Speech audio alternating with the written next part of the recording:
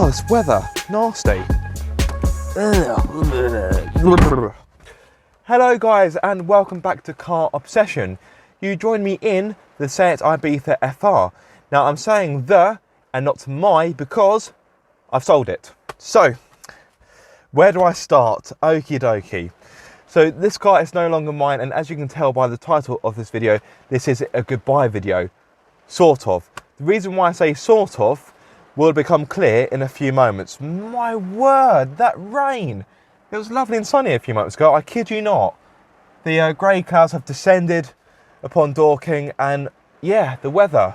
Anyway, let's go for a drive. I'm sure you don't really want to know too much about the weather. Okay, I don't know whether I need a car or a boat for this weather. It has literally just turned. That is absolutely bucketing down. Anyway, I said I wasn't going to talk about the weather. I'll make sure I'm good. So, yeah, the Ibiza. This is no longer my car. Now, the reason why I'm saying goodbye, sort of, is because although this car is no longer mine, it is still within my family. Some of you may remember, oh, sorry, I do need to put the heaters on because I am starting to mist up in here already. Some of you may remember that the last time I filmed with this car, I said there was a strong chance that my dad would be buying it. My dad has been using this car as his daily for the last year or so. And yeah, he's bought it. So he formally bought the car on Friday, so 2 days ago.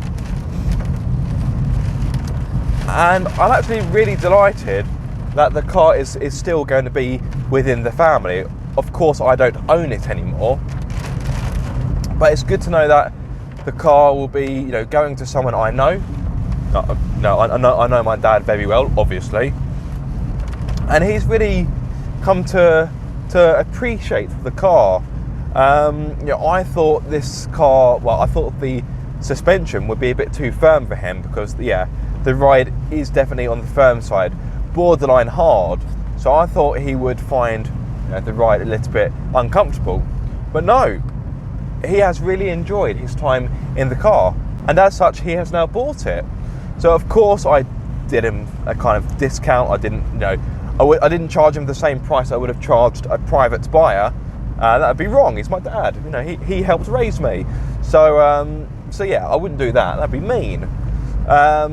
But the deal kind of works out well for both parties because my dad gets a decent car at a decent price, and I get the what's the phrase? I get the peace of mind knowing that this is going to go to a good home. Although having said that, I'm not too sure the last time my dad washed this thing because, yeah, when I picked up this afternoon, sorry, it was a little bit grimy, and yeah, the car was looking a little bit sorry for itself. But fair enough, my dad is a busy man.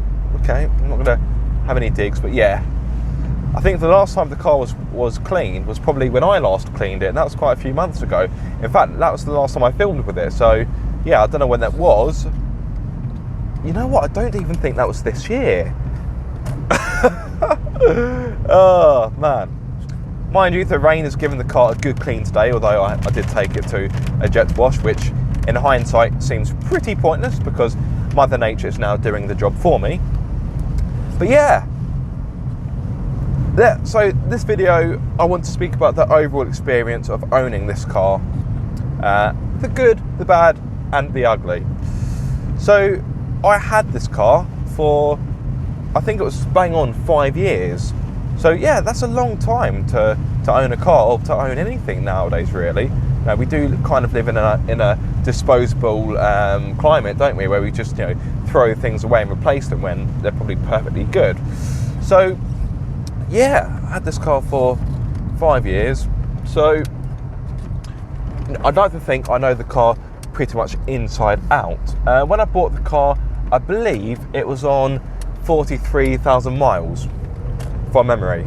The odometer is now reading 69,340 miles. So this has been a low mileage car whilst it was in my possession because my drive to work was quite short. It was 4 or 5 miles. And then when my dad started using the car, his commute to work was a similar kind of distance, 4 or 5 miles. So yeah, this hasn't been the most well used example whilst we've had the car. And I think this is a pretty decent example. Yes, it is a little bit rough around the edges. The paintwork isn't particularly fantastic, and the alloys have met more curves than a lady of the night.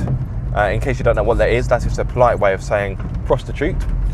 Although, for what it's worth, the alloys were badly scuffed before I got the car. That's my excuse, and I'm sticking to it. Let's just turn the heater down. So I'm sure it's probably getting on your nerves. I do apologise. It was required because I was steaming up in here. So let's start with the good things about owning this car. The first of which is the power. This may only have 150 horsepower, but this car does feel pretty nippy, quite brawny. And in fact, this car has not necessarily caught people out, but I think the kind of peppiness of this car has, surprised people. I've taken this on 2 track days, and I remember there was a chap in a yellow Saab convertible. He approached me in a break after one of the sessions, and he said, wow, I didn't think that car would be quite as fast as it was. And I said, well, it's clearly the driver. No, I didn't really say that. That'd be that would be very very arrogant. But what I'm getting at is, it may not seem that fast on paper, but in the real world, this is a pokey little thing. Another thing I like about this car is the way how it looks. I know design and looks are subjective, but I think this is a cracking looking car. This particular model is finished in glacier blue, which for this generation of FR was a rare colour, so you won't see many Ibiza FRs in this colour. So that might add a bit of extra value, who knows. But what I like about the design is it is understated. You can tell this is come from the Volkswagen Automotive Group, can't you? Because at first glance it looks quite unassuming, but take a closer look and you'll notice the extra bulges, the extra kind of meaty bits of the body kit, the subtle spoiler at the back, the bigger alloys, the double exhaust pipe, of course. And I think as a package, this is a good looking car. Incidentally, this car was designed by the same person who designed the first Audi R8. No, that's true. What was his name? Walter De Silva, I think his name was. Just remembered there's another thing I really like about this car, which I can't really demonstrate on this video because of copyright, but that is the sound system. Now, this car's got the complete stock sound system, and it is old, but even so, it sounds pretty good. It's got a nice amount of bass to it. That's one thing I'm always pleasantly surprised about when I get in the car.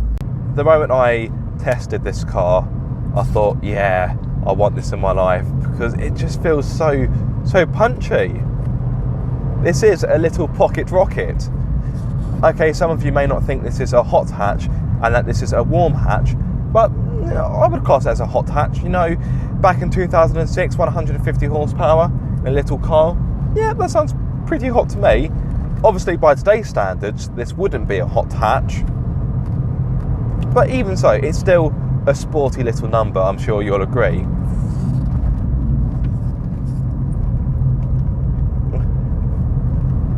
And this car, it does have its flaws, as does every car. But as you can see, it is still able to put a smile on my face.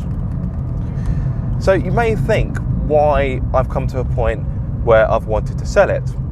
Well, to be honest, I've got a little bit bored. I want something new, and this car does have a few negative points which do irk me somewhat. The first of which is the steering. For a car like this, it is ludicrously light. I got into this car straight after driving my Mark 1 MX-5, otherwise known as Monique, and the moment I turned the steering wheel in this car, I was like, wow, I forgot how overly assisted the steering is. It's so light. Once I'm on a straight of it, I'll be able to demonstrate how light it is. So, okay, right, so hopefully you can see my little finger. Look at that. Look how much steering I can do with my little finger. That is mind-boggling. Yeah, so for me, the steering is far too light, and it's not overly direct. There's not a lot of feedback either. And the time I bought this car, this didn't really bother me. However, since I've been road testing other cars and reviewing other cars, it has kind of highlighted the bad points in this car a bit more. It has kind of exacerbated them, so to speak. So the steering, yeah, it's too light. The ride, as I've said, is a bit too harsh. What's this guy doing? Hello? There's no traffic. What's he waiting for? Numpty, I bet he was texting on his phone or something. Ooh. The handling isn't particularly brilliant. The grip isn't that great either. So if I were to, use quite a lot of throttle, particularly in these kind of conditions, the front wheels will spin a fair bit, and there is a bit of torque steer as well. Another thing I don't like about this car is the seating position. Now, obviously, this has been exacerbated by the fact that I've just got out of my Mark 1 MX-5 and into this car. But even so, compare it to other sporty hatches I've driven, the seat is set too high, and it is set to its lowest right now. Yet it feels a bit high. It feels, I'm not going to say SUV-like, that would be rude, but it is higher than I'd want to be. And it doesn't feel overly sporty. One thing I do want to say though, on a more positive note, is although this car is 13 years old, it still feels pretty solid. It's still as tight as a drum. This is low mileage, of course. It's on less than 70,000. But even so, I'm impressed how well put together it feels. Yes, there are one or two buzzing rattles in the background. There's one coming from the for the trim, for the instrument cluster. I think the other one's coming from the glove box area. But you do have to listen hard in order to actually hear them. And on the whole, the 5 years I've had this car, it has been pretty reliable. It did have, I did have one or two problems with the coolant sensor, and I had to replace an ignition coil, but those are quite minor things. I did have a split to one of the hoses in the engine, which was causing a misfire, but again, that was an easy fix. This car, it has been a good little runner, so I'm not surprised that my dad wanted to buy it. Okay, he doesn't really need a car with this much poke. All he really needs is a little runabout. But from his point of view, he was like, well, I know the history of the car. Obviously, if there's any problems with it, I'm happy to help him kind of fix them. Although I'm not the most mechanically minded person, but I'm here for some kind of advice. So it kind of made sense to him, I suppose, for him to buy it, because he knows the car pretty well. So he knows what he is putting his money into and what kind of ownership he is expecting. It feels weird knowing that I'm driving this and this is no longer my car. It feels very weird, in fact. But I am happy that my dad has bought it. Yes, I haven't got as much for the car as I would have done if I sold it elsewhere, but that's fine, because I'm quite happy to take a loss in order to sell it to someone I know and trust. And I hope this car makes my dad very happy. I really do. So one more little blast.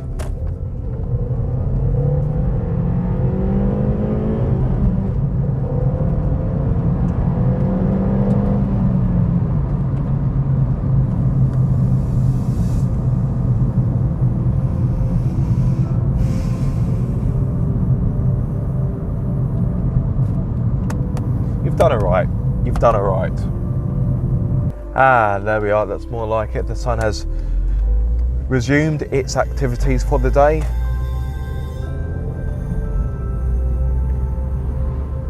And I think that is probably a good point in which to end this video. Thank you so much for watching, guys. I hope you have enjoyed it. If so, be sure to like, subscribe and to ring my bell so you get notified every time I make a video. But until the next time, guys, be sure to keep up the car obsession. Goodbye, old friend. Goodbye. Sort of.